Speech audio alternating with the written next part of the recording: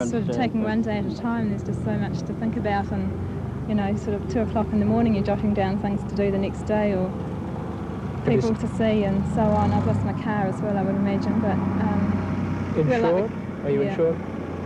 Yeah. Have you got any sleep yet? Last night I slept right through, which is really good. What about you, Peter? Oh, yeah, no problem. Yeah, I'm just worn out, really. Yeah. Are you both optimists? Will you stay on in Pleasant Point? Oh, shucks, yes. In the meantime, yeah. You can stand on a hill above Pleasant Point and look at lush crops and say, what damage? But you can't avoid it long. Pits to bury the carcasses are scattered round South Canterbury, and if ever the farmers' problems were the town's problems, this is it. I said before, it's hard to talk about who is worst off, but there's one individual who remains a candidate, when all this is over, for being something of a shining example. The other side to Don Armstrong's own story is not just heading the district's worst civil defence emergency, but his farm was one of the worst hit individual properties. I estimate my total losses in the vicinity of $250,000. With losses like that, how do you go on facing the future and farming? Well, that's the quandary I'm in. I certainly can't face the future unless I get substantial assistance by way of grant money or suspensory loan finance or some similar assistance from the state. Police are looking for a 28-year-old man in connection with the rape of a young woman in Avonside early on Saturday. Canterbury. Timaru police tonight say they're concerned about the reports which came from the manager of a grocery warehouse. He said he'd seen people helping themselves to merchandise from a nearby retail store. There's also been a report that police at Pleasant Point fired shots into the air to scare away potential looters. I managed to see one fellow fish out a chainsaw and some Black & Decker gear, and at that point I yelled at him, but it was quite fruitless for me to try and do anything about it. But that is not the only place that was looted. We were looted ourselves. Mr. Maury Smith, manager of a four-square warehouse, was stranded on top of the warehouse at the height of the flooding, and that's when he saw people taking goods from another store. He also says that even on the day after the floods, as businesses were trying to clear up, the stealing continued. We had skip bins all around our warehouse here, and because our local city tip closed at 4:30, we were unable to offload all those skips, and because at night that's when the looting took place, and some very expensive gear, although perhaps useless to some people, but there was toasters and electric drills and everything from videos and TVs down to cotton reels and stuff, you know. The police here in Timaru are making no comment about the reports of looting. That's because they say they've got no reports, no information, no complaints regarding the looting. In Pleasant Point, about 15 kilometres away from Timaru, residents are returning to clear up. But police are concerned about suggestions that they fired shots into the air near Pleasant Point to frighten away intruders. The town's been cordoned off by police and army units since last Thursday. But again, the police commander at Timaru says there have been no official reports or complaints about looting or shooting at Pleasant Point. That report from Bill Simpson, and we're sorry about the tape disturbances during that story. The acting Prime Minister, Mr Palmer, has spent the day in South Canterbury taking a personal look at the flood devastation. The damage has already been assessed at $39 million, but that figure could go higher. Well, frankly, I thought it was pretty bad before I went, but having seen it, I'm shocked. It's worse than I expected, and I feel very sad for everyone who is affected by it. The government is going to make substantial efforts to provide adequate help to all those who need it. We're working very hard on that. I've just had a meeting of all the ministers involved as soon as I got back from seeing the damage, and we will be generating proposals to make sure that we provide help.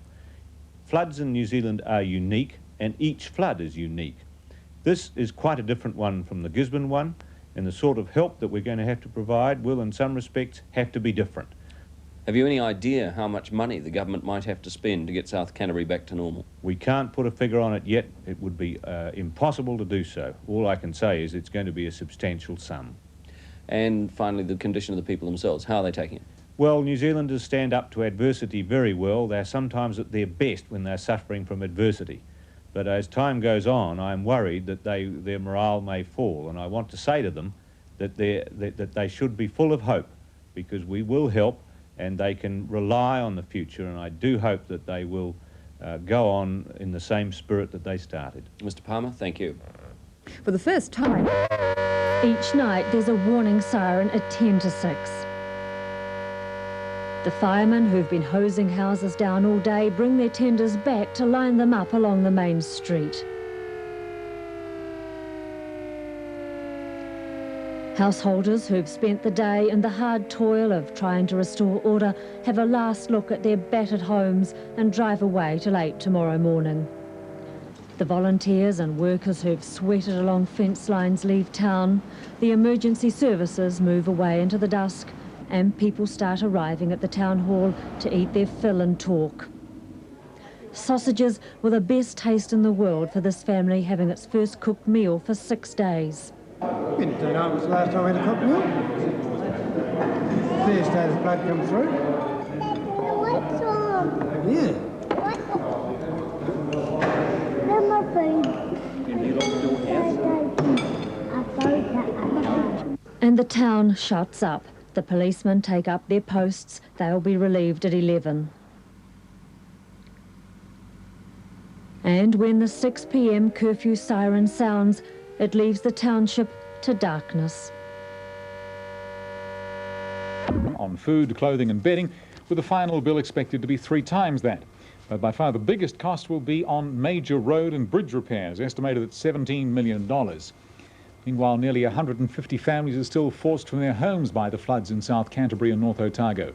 Most will be able to go back to them eventually, but 17 families have no homes to return to. The Minister of Housing, Mr. Goff, has been to see the problems for himself. Till last Wednesday, there'd been 30 huts at Butler Crossing. The stop bank held the Opahi River back. The damage Mr. Goff saw was done by what's usually a small stream. He echoed the Deputy Prime Minister's surprise at the extent of the devastation. Only one family is being allowed back to live. Others come back to clean up during the day and leave the police to protect their possessions overnight. Mr. Goff told the residents he'll be looking at some kind of equity arrangement in which the Housing Corporation would help with a deposit and an affordable loan for a new home. The loan may never be repaid by elderly residents, but the government would recover its equity from their estates or the eventual sale of the property. When we look at it in terms of equity, we've got to be sure that we're giving the same assistance that we've been able to provide in past events in Gisborne and Invercargill, right, so that people can fairly say, although the circumstances are different, we've been treated in the same way that other people have received assistance in the past and others could hope for it in the future. Yes. Mr. Goff said his inspection made him aware that many people were unprepared for disaster, and he made a plea for all homeowners to make sure they're well insured and keep up with the payments. Claims today that the latest moves by the government... There's no confidence for the Waimarie District Chairman. 3 youths charged with the manslaughter... To buy supplies. In Pleasant Point, there's another problem, feeding hundreds of residents and helpers. Bob Sutton reports that they're cooking more than 1,200 meals a day. The feeding point for those who can get here is the Town Hall, the headquarters for civil defence operations. At the moment, most residents haven't got time to feel sorry for themselves. It's in for a quick nosh, a chat, and then out again to do more work. But in the back room of the hall, tons of food is being prepared, mainly for distribution.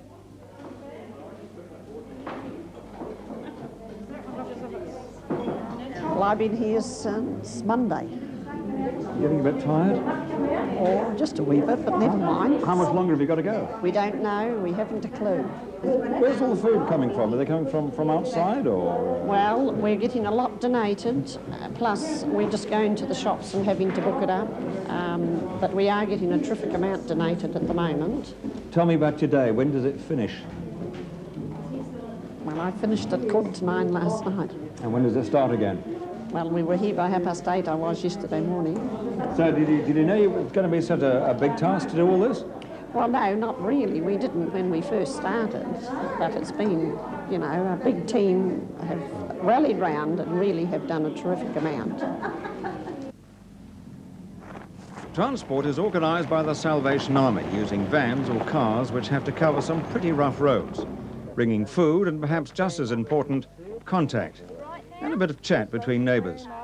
At least Pleasant Point residents know they're not being forgotten. Two now. Nobody else has come out. No. Great. No. We'll put them over there on your wee lovely. table. We've got this cleared quite a bit. Oh, you can see the lawn now. Yes, isn't that great? See the...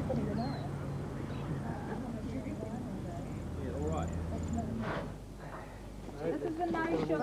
That's the no sugar. And that's the one sugar. That's me. Right? Hi. Yep. Amazing just what people will do when you're under stress. It may look like a picnic, but of course it isn't. The preparation and distribution of meals for Pleasant Point will almost certainly continue for another week at least. North Island were in Christchurch looking over CD training facilities at... See the water and the mud and the slush and everything else. You are, in a sense, clinically dealing with the information that comes into you. So it has some real advantages. You don't suddenly say, my goodness, you know, Aunt Flo lives there. I wonder what's happened to her, and you start twitching up as a result of it. Doesn't happen. Geographically, it's been one of the biggest disaster areas South Island Civil Defence has had to cope with. And that's meant problems in communications and transport. With some roads and bridges out 7 days on, transport is still a problem. When the waters first hit, phone lines into South Canterbury's worst affected areas were out. Those that remained were overloaded with calls from anxious relatives. Civil Defence staff had their own VHF radio and teleprinter, but Regional Officer Alan Tiplady says there were and still are problems in establishing the needs of people affected by the flooding, particularly those in isolated areas. We're still trying to marry them up with those people who've registered. Now, in some cases, the folk that we've been picked up yesterday on the questionnaire did not register as evacuees. Civil Defence says it's too early for in-depth assessment of the operation and the organisational lessons learned. Right now, there's still a lot of work to be done. One major worry tonight is the health risk on beaches north and south of Timaru from dead stock carcasses and sewage overflow. Authorities say people should just stay clear of the beaches 32 kilometres north and south of the city. There's a serious risk if you go there, you'd contract disease. Now, if you'd like to help the flood clean up in person, they're looking for volunteers on Saturday. Yes, Civil Defence in Timaru wants 2,000 people to help for the day. Starting time is 8:30 at Caroline Bay. Bring a shovel, a bucket, anything that's useful. Also, bring your lunch and something warm to wear. Now, there's also a need for trucks and buses. If you want more information about Saturday, you can call Peter Shutt on Timaru. Local bodies to help restore flood-damaged water and sewerage systems. The sum was approved by the Cabinet Committee dealing with the floods and may prove to be just an initial payment. The committee met again tonight to consider the question of housing aid for the flood victims, and Mr Goff, fresh from his inspection of the damage, made his recommendations. He's in our Wellington studio. The government's firm commitment is to provide whatever financial assistance is necessary to the Housing Corporation to ensure that every family damaged by that flood will be able to get back into their own home. That assistance will apply equally to the urban and rural communities as regard to their dwelling houses. The assistance will be provided in a flexible way. Every family that I talked to today had a slightly different problem or a different set of circumstances. It will be subsidised assistance, but the degree of subsidy will be dependent upon the need of each individual family. Can you give a breakdown then of how it might apply? Yes, well, for example, one of the people I talked to today was an agricultural contractor. Not only had he lost his home, he had also lost his job and his form of income because of the floods. It would be appropriate in that case to provide loan assistance with the mortgage, with the interest payment totally suspended for perhaps 6 months or a year.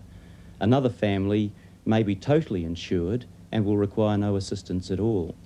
I think there's an important principle that while we first of all make a priority of getting every family into their home in an affordable way, that we don't provide assistance in a way that would actually cause the person that was fully insured to be disadvantaged.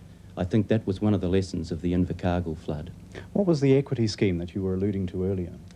The equity scheme will apply, for example, where an elderly couple have lost their home, they've lost their equity, they would have no hope at all of getting back into a home of their own under a standard lending scheme. In a situation like that, we may provide a 100% loan, and it would be on an equity sharing basis. Their payments would be limited to, say, a quarter of their gross income. Other interest rate would be capitalised onto the loan, but wouldn't be repayable until such time as the home is sold or the payment would come out of the deceased estate. New Zealand now appears to be... Volunteers should be at Caroline Bay at 8:30 tomorrow morning. Now, some 2,000 people have already indicated support for the huge mop-up operation. In fact, that support has come from some pretty unusual areas. Crew from a Korean fishing boat, some Lincoln College students, and as Kerry Harkness reports, a third of the staff from Deep Freeze. 14 enlisted staff from the American Deep Freeze base got permission from their boss at the busiest time of the year to spend a few days helping the clean-up. Line over here to pass all that stuff up into the thing. They're taking supplies to feed themselves, the bus, a truck, and a lot of expertise. Several of the Americans come from farming communities in the States and have themselves suffered the effects of flooding and hurricanes. I cancelled all my plans. I had today off, and so did a lot of the other people, and we've all cancelled our plans to go down and help out. I worked in a flood in the Philippines, and the same thing there happened. There was no sewage, but it's got to be done. Just can't ignore it. While the 14 are away, remaining staff at Deep Freeze will have to take over their work. The base says it'll probably send a relieving team in if it's needed on Tuesday. Housing is the immediate need for the South Canterbury flood victims. Most of the 144 families who've been flooded out won't be back home for another 6 months. Christine, just how bad is the devastation to homes? Liz, it's worse than it was in Invercargill because down south the water came up slowly. In Pleasant Point and the other areas it didn't. It swirled and just burst through their homes. And now as the water dries out and the mud gets harder, the problems seem a lot worse than originally thought. The wall of water through the northern side of Pleasant Point hit with such force it smashed walls. It washed over the roofs of some houses, including Lance O'Rourke's. The acting Prime Minister, Geoffrey Palmer, inspected his house on Tuesday. Came from here, did it? Came down general direction up here. Yeah, right. The Housing Corporation has sent its Christchurch manager south to Timaru to assist with the on-the-spot evaluations and decisions. He's backed up by an extra 3 building inspectors sent there to complete a house-by-house review. The lessons learnt from the Southland flood are being used. One thing that emerged there was that people returned far too early to their homes, and that led to greater problems later on. Already, horrifying stories of damage are being reported, damage that seems to get worse as floors are lifted after firemen have hosed out the houses, and there is severe subsidence in some areas. There's a frequency with which they've had problems. No, it's been known to be. Well, the stock banks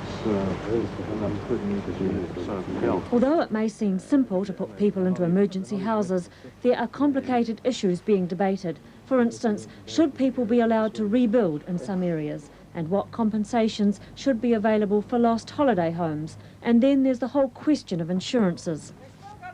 We cannot be in the position of disadvantaging those who ensured that they were fully covered by insurance for their home and contents. If we were simply to give full assistance to those not insured without assistance to those that were perhaps by and large insured, then those that had met their obligations in full would feel that they had done so needlessly. I've heard people praise and damn their insurance companies, but it certainly seems that those who've had the assessors through and know where they stand are far happier. And people are getting tired. Don Armstrong is just one who's put in enormously long hours. There are so many people who've been dedicated and hard-working without any praises being sung.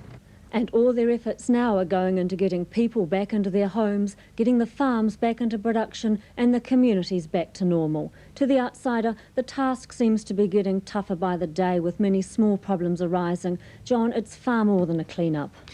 Indeed, Christine. Well, let's hope the weather is a little less complicated for the future. Christine Negus reports. The most immediate question for many people is housing. At a series of street meetings yesterday, there were plenty of questions and not everyone was happy about the answers. The main problems are as the ground is drying out, houses are starting to subside. Some are showing cracks in the wall, floors are sinking and moving. There's a lot of buckling taking place, and these are going to be quite major alterations that these people are going to have to do. Was this another shock to people that the houses perhaps didn't look so badly affected at the beginning? Well, at the beginning there was that much mud through them, you couldn't see a lot of these faults. And, it's a result of the flood that these problems have occurred, and will probably keep occurring for some time to come. Flood victims are being advised on hygiene, urged to wash their hands after almost every activity and not to be tempted to use their garden veggies. But if anyone is unsure about their tetanus, don't hesitate to ask. Okay, ask the doctor, ask at the hospital. There are also tensions and uncertainties arising from the public way people are living. They're working on their homes and public gaze. That and knowing how neighbours are being treated by their insurance companies is causing friction and increasing the stress.